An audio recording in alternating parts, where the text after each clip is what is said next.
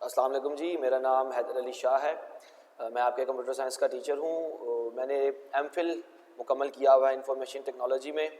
I welcome all of you to AMDC। जितने भी nutrition science के, MLT के, MIT के स्टूडेंट्स हैं, सबको वार्म वेलकम है। आई नो आप में से काफ़ी ज़्यादा स्टूडेंट्स ने, बल्कि सब ने ही कंप्यूटर साइंस नहीं पढ़ी होती। आपका जो एजुकेशनल बैकग्राउंड है वो सबका बायोलॉजी से रहता है, तो माइट पॉसिबल आपके माइंड में ये क्वेश्चन हो कि अब तो हम कंप्यूटर पढ़ने लगे हैं, तो क्या हमें कंप्यूटर साइंस समझ आएगी या नहीं आएगी। क्योंकि लास्ट टाइम आपने शायद 8 क्लास में या शायद 6 क्लास में कंप्यूटर साइंस पढ़ी हो, उसके बाद आपका कंप्यूटर से कोई ख़ास ताल्लुक़ नहीं रहता। तो अगर आपके माइंड में इस तरह का कोई डाउट आता है कि कंप्यूटर हमें समझ आएगी या नहीं आएगी, तो इस बारे में बिल्कुल आपने फ़िक्रमंद नहीं होना। आपको बहुत अच्छे से कंप्यूटर साइंस समझ आएगी। अगर कोई किसी किस्म का सवाल उठेगा जहन में, तो आप ऑनलाइन ही पूछ सकते हैं। मैं रिसोर्सेज प्रोवाइड कर दूंगा, ईमेल आईडी, अपना नंबर और फेसबुक आईडी भी आप लोगों के पास होगी, बिकॉज आप लोग ग्रुप में पढ़ रहे हो। तो किसी भी किस्म का कोई सवाल होगा वो आपने ज़रूर पूछना है ताकि आपके डाउट्स क्लियर हो जाएं। So let's start the lecture. मैं आपको पहले बता दूं कि आपका जो पेपर पैटर्न है वो किस तरह का होता है। आपके कोई लॉन्ग क्वेश्चन, कोई शॉर्ट क्वेश्चन नहीं होता। सिर्फ और सिर्फ आपके MCQs आते हैं पेपर में। 45 नंबर के MCQs होते हैं। टोटल कंप्यूटर का पेपर आपका 50 मार्क्स का होता है। 45 आपके MCQs आते हैं और 5 मार्क्स हमारे हाथ में होते हैं, टीचर्स के हाथ में, मैनेजमेंट के हाथ में। वो जिस तरह आपका बिहेवियर रहता है पूरे साल हमारे साथ, फैकल्टी के साथ, मैनेजमेंट के साथ, आपकी अटेंडेंस, आपके क्वालिटी ऑफ क्वेश्चंस, आपकी अटेंशन टीचर के लेक्चर के दौरान और बाद में भी, तो ये सारी चीज़ें मिक्स करके आपको वो 5 मार्क्स हमारे हाथ में होते हैं, हम आपको प्रोवाइड करते हैं। तो मैं आपको सबसे पहले दिखा दूं कि कोर्स आउटलाइन क्या है, आपको क्या क्या सीखने को मिलेगा इस कोर्स में। तो ये आपकी कोर्स आउटलाइन है, आप ज़रा ऑब्जर्व करें।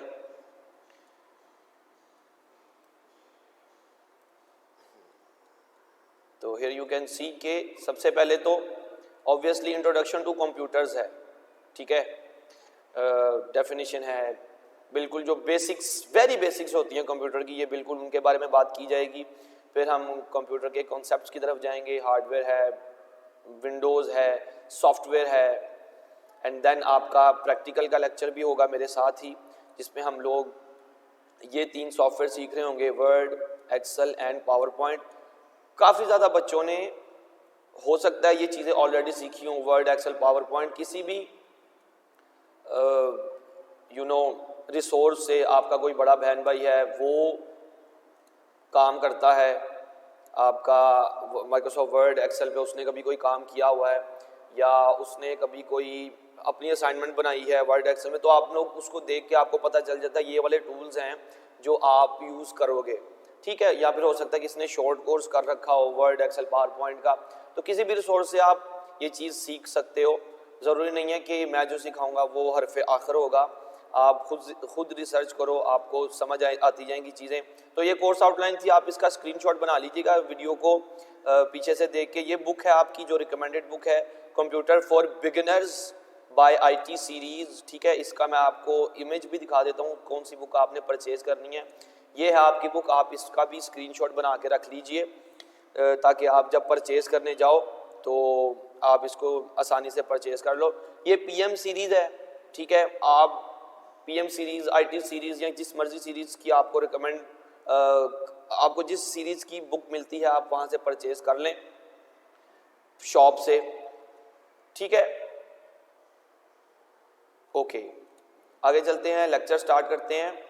मैं फिर से एक दफ़ा आपको डिस्क्लेमर दे दूं कि किसी भी किस्म का कोई सवाल होगा, कोई डाउट होगा माइंड में, तो आपने ज़रूर डिस्कस करना है। ऑनलाइन क्लास का बिल्कुल ये मतलब नहीं है कि आप सवाल नहीं पूछ सकते या आपको किसी किस्म की लिमिटेशन का सामना है, ये बिल्कुल नहीं ऐसा सोचना। और कभी भी माइंड में ये भी नहीं लेके ना हम तो बायो पढ़ के आए हैं, कंप्यूटर पता नहीं कोई अजीब चीज़ होगी या समझ आएगी कि नहीं। So let's start. हाँ, इंट्रोडक्शन का ही लेक्चर है, वेरी बेसिक्स। आज आप लोग क्या क्या सीखोगे, पहले उसके बारे में बात कर लेते हैं, एजेंडा डिस्कस कर लेते हैं। आप देखोगे कि कंप्यूटर आज के सिनेरियो में कैसे हैं, मतलब मॉडर्न डे सिनेरियो में कैसे हैं, फिर कंप्यूटर्स की ज़रूरत क्यों पड़ी, देन कंप्यूटर कहाँ से निकले, कहाँ से अख्ज़ हुआ इनका, कहाँ से स्टार्टिंग होती है कंप्यूटर्स की। लिबनिज़ एक साइंटिस्ट था, उसकी थ्योरी जानेंगे, एबेकस क्या है, स्लाइड रूल क्या है, पास्कलाइन कैलकुलेटर क्या है, और चार्ल्स बाबेज की कंट्रीब्यूशन कंप्यूटर में क्या है। ये सब कुछ एक स्टोरी की तरह आपको समझ आएगा। इसमें कोई हार्ड एंड फास्ट कोई रूल नहीं होगा कि जैसे आपको शायद लग रहा हो लिबनिज़ की थ्योरी कोई डेरिवेशन होगी फिजिक्स की तरह की, नथिंग। ये सिर्फ उसकी एक बात है जो हम लोग डिस्कस करेंगे। स्लाइड रूल कोई मैथ की कोई डेफिनेशन होगी या केमिस्ट्री का कोई रूल, एंड नथिंग, बहुत ज़्यादा इजी होगा सब कुछ। So let's start. कंप्यूटर्स ने हमारी ज़िंदगी का रुख ही तब्दील करके रख दिया हुआ है, ठीक है। आप लोग इन डिवाइसेस के बगैर, कंप्यूटिंग डिवाइसेस के बगैर अब रह ही नहीं सकते। कंप्यूटर्स हमारी ज़िंदगी में कहाँ कहाँ पे यूज़ होते हैं, मैन्युफैक्चरिंग इंडस्ट्री में, स्टॉक्स में, एग्रीकल्चर में, एजुकेशन में। देखो अभी आप लोग मेरा जो लेक्चर सुन रहे हो ये किसी ना किसी कंप्यूटिंग डिवाइस पे सुन रहे हो। आप कंप्यूटर पे सुन सकते हो, लैपटॉप है, आपका फ़ोन है, आपने जो हैंड्स फ्री लगाई होगी या हैंड फ्री नहीं लगाई हुई, आपको डेटा पैकेज करवाना पड़ता है या वाईफाई के ज़रिए, आपके इर्द गिर्द हर वक्त कंप्यूटिंग डिवाइसेस ही रहती हैं। तो एजुकेशन में या जितने भी जो फील्ड्स बताई हैं मैंने, इन सब में कंप्यूटर्स का बहुत ज़्यादा रोल है आज की दुनिया में, ठीक है। तो हमें कंप्यूटर्स की ज़रूरत पड़ती क्यों है, सबसे पहले ये डिस्कस कर लेते हैं।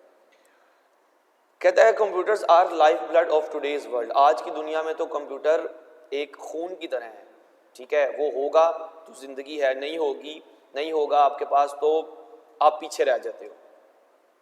कंप्यूटर ना हो तो पावर ग्रिड खुद ब खुद बंद हो जाए, उनकी प्रोसेसिंग ना हो सके, वो चले ही ना, बिजली ही ना आए। कंप्यूटर्स ना हो तो कार्स क्रैश होना शुरू हो जाएं, उनको रास्ता ना समझ आए। कंप्यूटर्स ना हो तो हवाई जहाज़ उड़ते उड़ते गिरना स्टार्ट हो जाए। कंप्यूटर्स ना हो तो आपके हॉस्पिटल्स में ट्रीटमेंट रुक जाएं। जो डिवाइसेस एक पेशेंट के बॉडी के साथ अटैच होती हैं वो काम करना रुक जाएं तो आप रीडिंग्स नहीं ले सकते। आप हार्ट बीट, आप जो पल्स रेट है और इस तरह की जो रीडिंग्स हैं वो आप कैलकुलेट ही नहीं कर पाओगे। स्टॉक मार्केट फ्रीज हो जाए। अगर कंप्यूटर ना हो तो जो जितने भी ये फूड पैंडा है या फिर दूसरी फूड डिलीवरी की एप्लीकेशंस हैं, ये अपना फूड डिलीवर ना कर पाएँ, ठीक है। And last but not the least, employees को सैलरी ना मिले क्योंकि सैलरी के जो सिस्टम्स हैं सैलरी काउंट करने के, वो कंप्यूटराइज्ड हैं। तो ये सब कुछ ना हो पाए आज की दुनिया में अगर कंप्यूटर्स हमारे पास ना हो तो, ठीक है। तो अब कंप्यूटर की दुनिया को आप साइबर वर्ल्ड, कंप्यूटर वर्ल्ड या एज ऑफ इलेक्ट्रॉनिक्स भी कह सकते हैं, ठीक है। कंप्यूटर्स जब आए तो हमारी इस दुनिया में एक नया एरा स्टार्ट हुआ जिसकी वजह से ज़्यादा फूड प्रोड्यूस होने लग गया, जिसकी वजह से आपकी जो डेली लाइफ की जो गुड्स हैं वो ज़्यादा प्रोड्यूस होने लग गई, जिसकी वजह से ट्रैवल और कम्युनिकेशन फास्टर और चीपर हो जाते हैं। फॉर एग्ज़ाम्पल आपको पता है कि जब व्हाट्सएप नहीं था तो लोग किस तरह कम्युनिकेट करते थे आपस में। उनके पास टेलीफोन होता है और टेलीफोन के ज़रिए से जब वो किसी को कॉल करते हैं या मैसेज करते थे एसएमएस के थ्रू तो उनके पैसे कटते थे, ठीक है। हालांकि एक मोबाइल फ़ोन भी आपका एक कंप्यूटिंग डिवाइस ही है, लेकिन जब पैसे कटते थे लोगों को तकलीफ होती थी। उस तकलीफ को दूर किया व्हाट्सएप ने आके, तो और व्हाट्सएप अभी बिल्कुल फ्री है। इसी तरह जितनी दूसरी कम्युनिकेशन एप्लीकेशंस हैं, यू कैन से इंस्टाग्राम है, आपके पास फेसबुक है या कोई दूसरा स्नैपचैट है, ये सारी एप्लीकेशंस क्या करती हैं हमारे लिए कम्युनिकेशन को चीपर और फास्टर कर देती हैं। जो शेयरिट की एप्लीकेशन का आपको पता होगा, ब्लूटूथ है, शेयरिट है, ये फ्री में डेटा को एक जगह से दूसरी जगह ट्रांसफ़र कर देती हैं। सो कंप्यूटर्स की आने की वजह से लाइफ आसान और फास्ट हो जाती है। नेक्स्ट अप, अच्छा ये बात हमने कर ली है। अगली बात ये है कि आने वाले औकात में कंप्यूटर्स किस तरह इवॉल्व हो जाएंगे। आने वाले औकात में ऐसी टेक्नोलॉजी आपके सामने आ जाएगी कि कार्स ऑटोमेटिकली ड्राइव की जाएंगी। बस आपने गाड़ी में बैठना है और लोकेशन सेट करनी है, कार्स खुद ब खुद डिस्टेंस पे ट्रैवल करेंगी एक दूसरे से, एक्सीडेंट होने से बचेंगे, ड्राइवरलेस कार्स होंगी और वो इलेक्ट्रिक कार्स होंगी। और ये सब कुछ पॉसिबल हो सक रहा है कंप्यूटर्स की वजह से। फिर वर्चुअल रियलिटी भी एक कॉन्सेप्ट है। वर्चुअल रियलिटी का मतलब ये है कि आप देख रहे हैं इस इमेज में इस शख्स की आईज पर एक डिवाइस लगी हुई है, ठीक है। इस डिवाइस में उसको फील इस तरह हो रहा होता है कि वो किसी रियल एनवायरनमेंट पे है। फॉर एग्जांपल ट्रेनिंग के लिए पायलट्स को for the very first time aeroplane में बिठा नहीं दिया जाता, लें जी पायलट साहब आप बैठें और जाएं ज़रा एक चक्कर तो लगा के आएँ, ज़रा टेस्ट ड्राइव करें प्लेन को। इस तरह नहीं होता। पहले पायलट्स की ट्रेनिंग करवाई जाती है वर्चुअली। ये VR हेडसेट्स पहना के उनको ऐसा फील करवाया जा रहा होता है कि वो वाकई एरोप्लेन के कॉकपिट में है और वो उनके सामने बिल्कुल वो कंट्रोल्स होते हैं जो एक एरोप्लेन के कॉकपिट में हो, और फिर उनको एक वर्चुअली ट्रेनिंग करवाई जाती है कि एरोप्लेन यूं उड़ेगा। ये तो सिर्फ मैंने एक एग्जांपल सेट की है ना, मल्टीपल एग्जांपल्स आप वर्चुअल रियलिटी की अज्यूम कर सकते हो। फॉर एग्जांपल क्रिकेट की ट्रेनिंग के लिए, फॉर एग्जांपल खाना पकाने के लिए, हर किस्म की ट्रेनिंग के लिए आप वर्चुअल रियलिटी के कॉन्सेप्ट को यूज करते हो। वर्चुअल रियलिटी का बेसिक मकसद ये है कि आपके सामने एक ऐसा एनवायरनमेंट क्रिएट कर देना जो आपके सामने हो भी ना, लेकिन आपको वो फील भी हो रहा हो। So this is what we call virtual reality, कि आपको फील ऐसा हो कि आपके सामने जो एनवायरनमेंट है वो रियल है, लेकिन एक्चुअल में वो रियल एनवायरनमेंट नहीं होता। वो कंप्यूटिंग डिवाइसेस का सहारा लेके हम लोग ऐसा एनवायरनमेंट क्रिएट कर देते हैं कि ऐसा लगता है कि हम लोग रियल वर्ल्ड में। ओके, तो ये आने वाले औकात में कंप्यूटर्स के हालात इस तरह के होंगे, कंप्यूटर्स इतने एडवांस हो जाएंगे, ठीक है। इसकी मैं एक और एग्जांपल आपको यहाँ पे कोट करूँ आपकी फील्ड से रिलेटेड। देखें, आप लोग डॉक्टर्स हो, आप लोगों ने टेलीमेडिसिन का कुछ ना कुछ कॉन्सेप्ट कहीं ना कहीं आपकी नज़रों से ये वर्ड गुजरा होगा।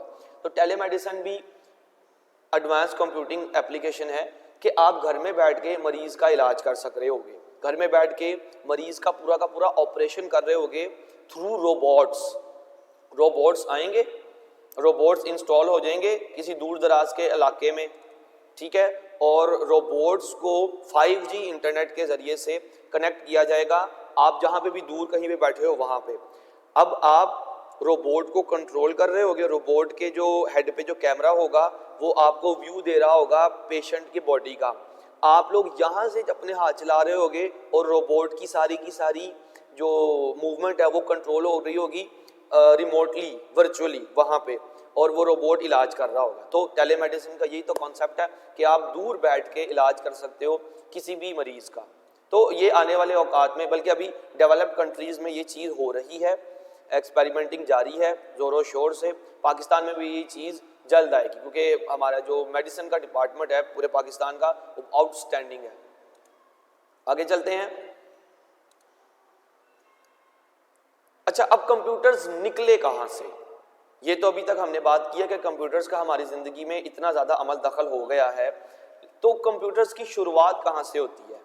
कंप्यूटर्स आपको ऊपर से देखने में काफ़ी ज़्यादा कॉम्प्लिकेटेड पेचीदा मशीन्स लग सकती हैं, ठीक है, लेकिन ये असल में इनका काम बड़ा छोटा सा होता है। असल में ये सिर्फ कैलकुलेटर होते हैं। अगर आप कंप्यूटर्स को खोल के देखो कभी अंदर से, तो आपको बड़ी ही कॉम्प्लेक्स किस्म की सर्किटरी फील होती है कि ये तो आउट ऑफ द बाउंड्री है, हमारे माइंड में पता नहीं क्या चीज़ हो जाएगी। लेकिन रियल में इन मशीन्स का काम बड़ा सिंपल होता है। याद रखने वाली बात है, कंप्यूटर्स जो हैं वो मल्टीपल लेयर्स की एब्स्ट्रैक्शन होती है। मतलब सबसे ऊपर एक बॉडी होती है जो इंसान को ऐसा फील करवाती है कि ये बड़ी फ्रेंडली मशीन है।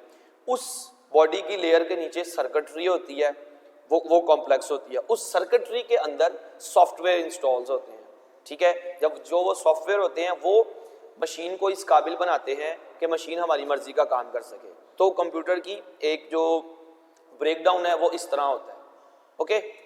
मल्टीपल लेयर्स होती हैं। ये लाइंस जो अब आपके सामने आई हैं, start from simple zeros and one, logic unit, CPUs, ये सारी चीज़ें आपके सिलेबस का हिस्सा है। इन सबको हम लोग आहिस्ता आहिस्ता आगे जाके डिस्कस करेंगे। आज हमारा जो मेन टॉपिक है वो हिस्ट्री के बारे में, तो आज हमने हिस्ट्री के बारे में ही समझना, ठीक है।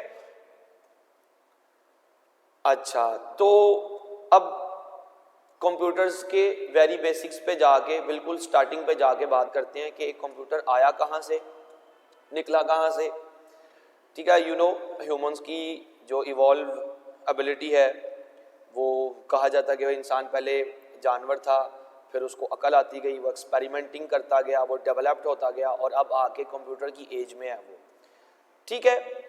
लेकिन लफ्ज कंप्यूटर की इवॉल्वेबिलिटी क्या है वो भी आपको समझना कि वर्ड कंप्यूटर कैसे, कहाँ से इवॉल्व हुआ है। वर्ड कंप्यूटर आया हुआ है एक लैटिन वर्ड से, कंप्यूटेर से, ओके। वर्ड कंप्यूटेर का मतलब है किसी भी चीज को गिनना, कैलकुलेट करना, उसका हिसाब किताब लगाना, plus minus multiply divide greater than less than equal to and और नॉट ऑपरेशंस, ये सब कुछ आपको पता है। कंप्यूटर इसके अलावा और कुछ नहीं करता, सिर्फ वो कैलकुलेशंस करता है, ठीक है। अब जरा समझें, ये जो लाइंस आपके सामने अपीयर हुई हैं इनका मतलब क्या है। देखिए, जो कंप्यूटर है ना वो सिर्फ कैलकुलेशन करता है, इसके अलावा और कुछ नहीं करता। इस लाइन का मतलब और मकसद ये है कि हमारे पास, इंसानों के पास भी एक कंप्यूटर होता है, माइंड, ठीक है, दिमाग। इंसानी दिमाग की इलेक्ट्रॉनिक नकल कंप्यूटर है। जिस तरह इंसानी दिमाग से हर वक्त प्लस माइनस मल्टीप्लाई डिवाइड कर रहा होता है, मैं आपको एग्जांपल देता हूं, इसी तरह इलेक्ट्रॉनिक दिमाग मतलब कंप्यूटर भी हर time plus minus multiply divide करता है। मतलब हमारा माइंड हर टाइम कैलकुलेशन कर रहा है। मिसाल के तौर पर इस वक्त आपका माइंड मेरे अल्फाज को आपके माइंड में प्लस करता जा रहा है, ठीक है। जो आपने 3 क्लास में कभी कोई बुक पढ़ी थी, उस बुक में क्या लिखा हुआ है अब आपके माइंड से माइनस हो चुका हुआ है, ठीक है। जब आप ये मेरा लेक्चर बुक से या कहीं और से जाके समझोगे, आपका नॉलेज मल्टीप्लाई होगा, आपके माइंड के सेल्स का वो जो होराइजन है वो मल्टीप्लाई होगा। और जब आप कभी मेरे इस लेक्चर को कभी और किसी के साथ डिस्कस करोगे तो बेसिकली आपका नॉलेज डिस्ट्रीब्यूट हो रहा है, डिवाइड हो रहा है। तो इसका मतलब है इन ह्यूमन माइंड इसके अलावा और कुछ नहीं करता कि वो भी प्लस माइनस मल्टीप्लाई डिवाइड कर रहा है। अब अगर कोई एक शख्स मेरे साथ आके खड़ा होता है जिसका कलर मेरे से काफी ज्यादा फेयर है, तो आपका माइंड मेरे कलर में उसका कलर ग्रेटर देन का जो सिंबल होता है, ग्रेटर देन का जो ऑपरेशन होता है वो लगा के मेरी और उसकी पर्सनालिटी में एक फर्क आपके माइंड में स्टोर कर देगा। इसी तरह अगर कोई शख्स जो मेरी हाइट से कम हाइट वाला है, आपका माइंड ऑटोमेटिकली मतलब साइकोलॉजिकली कंपेयर करेगा मेरी पर्सनालिटी को उसकी पर्सनालिटी से, और लेस देन का जो ऑपरेशन है वो मेरी और उसकी पर्सनालिटी में कैलकुलेट करवा के आपके माइंड में स्टोर हो जाएगी मेरी और उसकी पर्सनालिटी। आपको याद रहेगा कि हाँ जी सर की हाइट ज़्यादा है, उस बंदे की हाइट कम है। तो इट मीन्स के आपका माइंड हर टाइम कैलकुलेशंस कर रहा होता है। इसी तरह जो कंप्यूटर का माइंड है वो हर टाइम कैलकुलेशंस ही कर रहा होता है। मतलब जो कंप्यूटर है, वर्ड खुद कंप्यूटर का मतलब है कैलकुलेट करना, क्योंकि वो इंसानी शक्ल की, इंसानी दिमाग की नकल है। ओके, आगे चलते हैं जी। ये चीजें हमने डिस्कस कर ली कि कंप्यूटर वर्ड का मतलब है कैलकुलेशंस, ठीक है, ऐसी मशीन जो हिसाब किताब लगाए।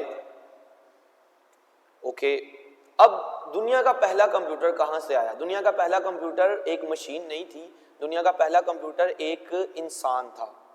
मतलब ये एक जॉब डिस्क्रिप्शन थी। कंप्यूटर का मतलब है कैलकुलेट करने वाला, हिसाब किताब लगाने वाला। तो हिसाब किताब लगाने वाला सबसे पहला जो इंसान था, जो जिसको कभी कहीं किसी जगह पर अकाउंटेंट की या हिसाब किताब लगाने वाले की जॉब मिली होगी, वो उसको कंप्यूटर कहा जाता था, ठीक है। तो इंसानों ने देखा कि यार अब एक इंसान कंप्यूटिंग कर रहा है, एक इंसान हिसाब किताब लगा रहा है, एक ऐसी मशीन होनी चाहिए जो हिसाब किताब लगाए। इंसान कितना हिसाब लगा लेगा? एक वक्त आता है जब चीज़ों को ऑटोमेट कर देना चाहिए है, चीज़ों को हमें इस तरह डिज़ाइन कर देना चाहिए कि वो खुद कार हो जाए।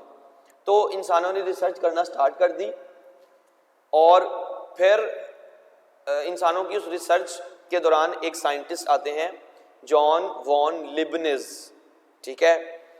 इन्होंने कहा कि ये तो अच्छी बात नहीं है कि इंसान सारा दिन बैठ के कागज़ और कलम इस्तेमाल करता रहे और छोटे मोटे हिसाब करता रहे। कोई ना कोई ऐसी मशीन होनी चाहिए है, कोई ना कोई ऐसी डिवाइस होनी चाहिए जो इंसान का ये काम करे। इन्होंने ये नज़रिया पेश किया था, ठीक है। तो इनके इस नज़रिए पर रिसर्च मज़ीद हुई, इंसान कुछ ना कुछ ऐसा तैयार करने लग गए कि जिसकी वजह से कैलकुलेशन कागज़ों और कलम से आगे चली जाए। तो फिर सबसे पहले हमारे पास डिवाइस आ गई जिसको कहा जाता है अबैकस, ठीक है। आप इसका टेक्स्ट देखें तो आपको नजर आएगा, the earliest recognised device for computing was abacus. 2500 BCE में ये डेवलप हुई थी, ठीक है। ये हैंड हेल्ड थी, तब ये इलेक्ट्रॉनिक नहीं थी, ठीक है। अब तो कंप्यूटर्स इलेक्ट्रॉनिक है ना, तब ये सिर्फ हाथ से इसको ऑपरेट किया जाता था।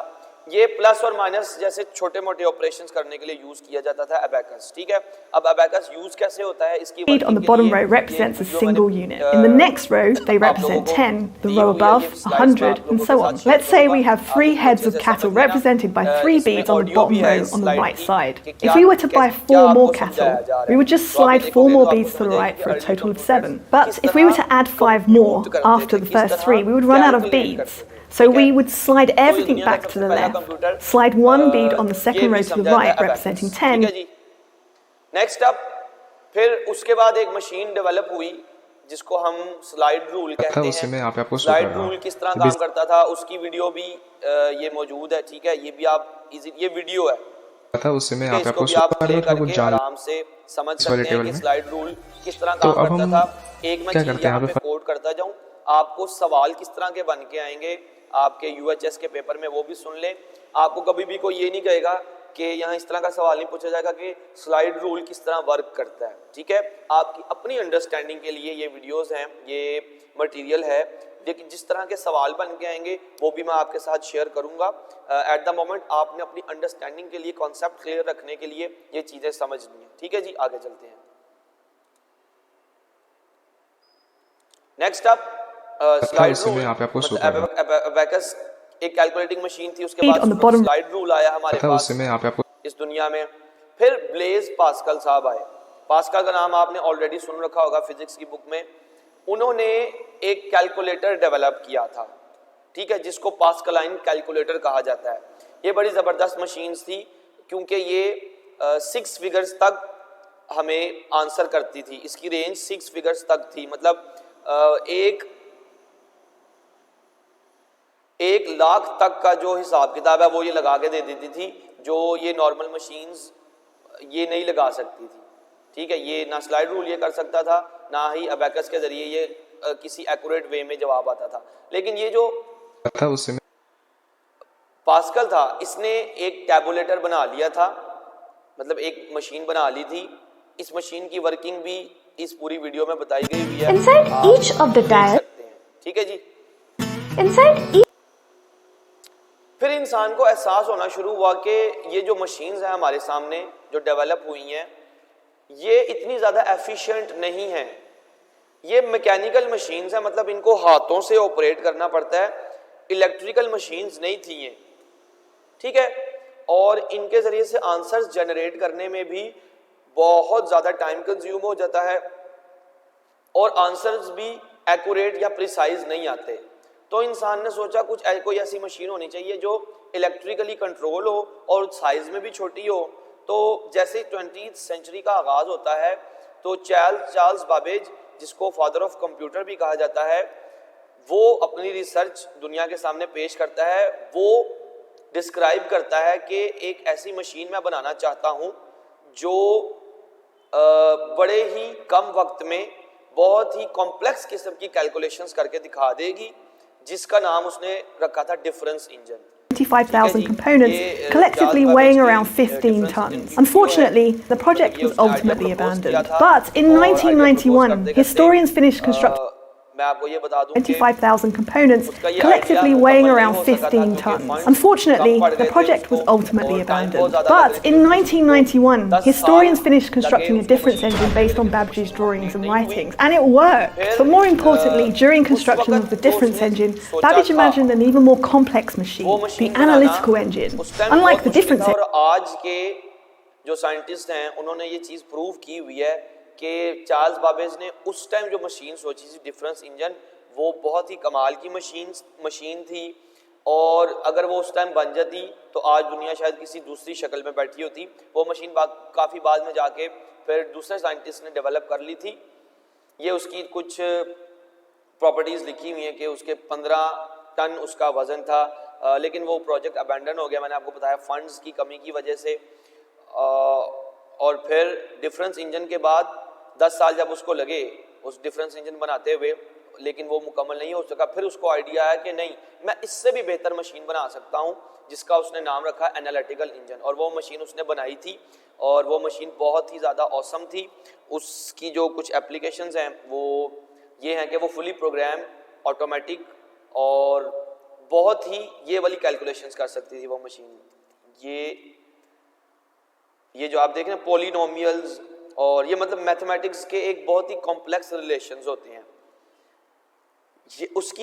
ये वाली मशीन उस जमाने में 25,000 components, collectively weighing around. तो अब आप देख रहे हैं कंप्यूटर्स, अब आपको समझने के लिए क्या मिल रहा है यहाँ पे, आपने अपने ज़हन में क्या बिठाना है कि कंप्यूटर्स मतलब calculating devices Aahista Aahista smart होती जा रही हैं, आहिस्ता आहिस्ता उनका साइज रिड्यूस होता जाएगा, और वो इलेक्ट्रिकली प्रोग्राम्ड हो जाएंगी, वो इंसान के कंट्रोल में ज़्यादा आ जाएंगी।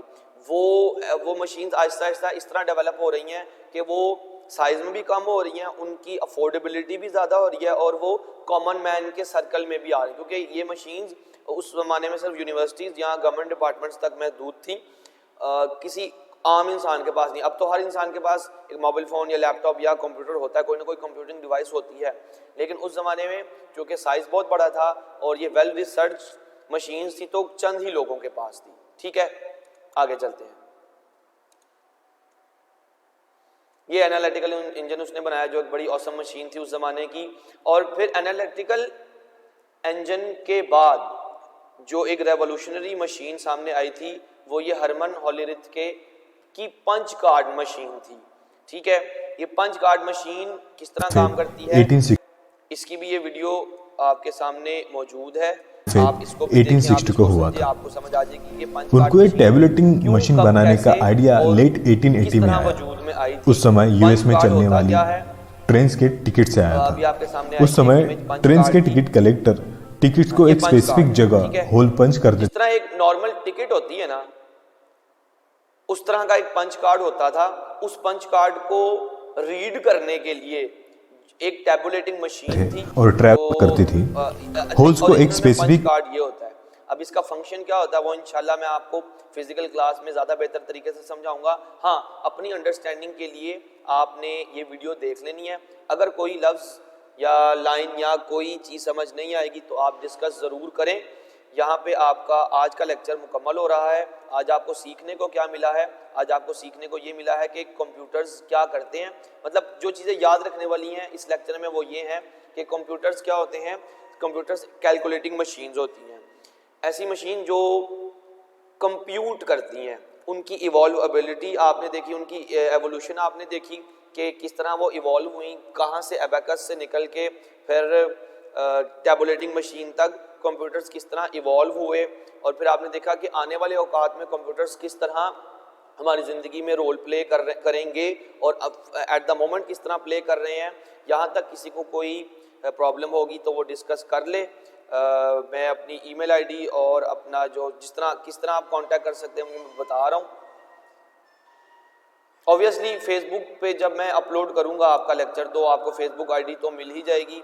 उसके अलावा ये स्लाइड्स जिस बच्चे को चाहिए हैं वो काइंडली राब्ता कर ले, उस तक स्लाइड्स पहुंच जाएंगी व्हाट्सएप के ज़रिए से। ठीक है, ये मेरा व्हाट्सएप का नंबर है। आपको जब आसानी हो, जब कुछ पूछना हो आप पूछ सकते हैं। ओके जी। स्क्रीनशॉट बना लें, जो भी करना कर लें। Thank you so much. अब मैं आपको नेक्स्ट लेक्चर में जो हमारा प्रैक्टिकल का लेक्चर है उसमें मुलाकात होगी। अस्सलाम वालेकुम।